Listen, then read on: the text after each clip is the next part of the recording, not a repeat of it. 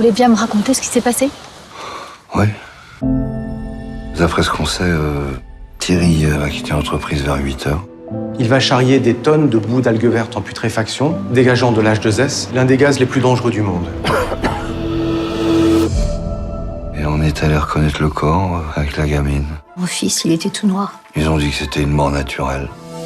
Mais l'enquête continue, non? C'est aux autorités de décider si une enquête continue ou s'arrête à Madame Leroux. Aujourd'hui, dans Bref de Ciné, nous avons choisi de vous parler du dernier film de Pierre Jolivet, en salle depuis le 12 juillet, Les algues vertes. Au travers de son cinéma, Pierre Jolivet aime faire passer des messages. En adaptant le roman graphique d'Inès Leroux et Pierre Van Homme, Les algues vertes, l'histoire interdite, ce sont ses convictions écologiques qui s'expriment.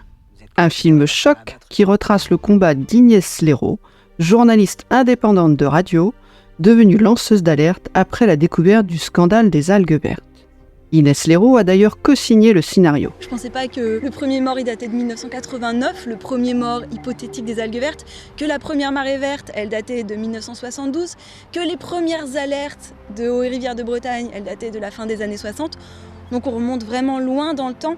Donc il y a un côté historique, il y a un côté scientifique, il y a un côté sociologique. Comment s'est formé ce déni, cette omerta?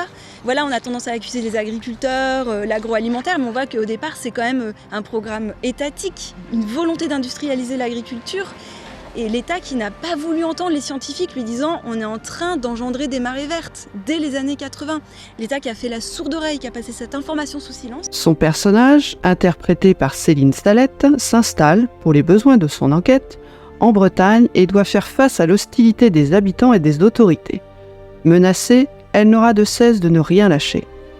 Entre film militant et thriller, Pierre Jolivet s'attache à rendre hommage à tous ceux qui, depuis de nombreuses années, se heurtent à l'omerta de toute une région. On y découvre les ravages que provoque l'agriculture intensive, ses causes et ses conséquences, tant au plan humain qu'écologique. On réalise comment une organisation peut, via le chantage à l'emploi, faire pression sur les élus et les administrés. Modèle agricole, enjeux économiques, problèmes sanitaires, tant de sujets qui portent à réflexion. Le dossier noir des algues vertes s'ouvre dans les années 1980. À cette époque, les plages bretonnes sont régulièrement envahies par de fines pellicules vertes, mais tout le monde s'habitue. Puis, les années suivantes, les drames s'enchaînent. Animaux, joggeurs, agriculteurs, transporteurs et ostréiculteurs sont retrouvés morts le long des plages des Côtes d'Armor. À chaque fois, pas d'autopsie, les résultats d'analyse annulés et les enquêtes rapidement clôturées. Après avoir fait plusieurs fois l'actualité, ce fléau existe toujours.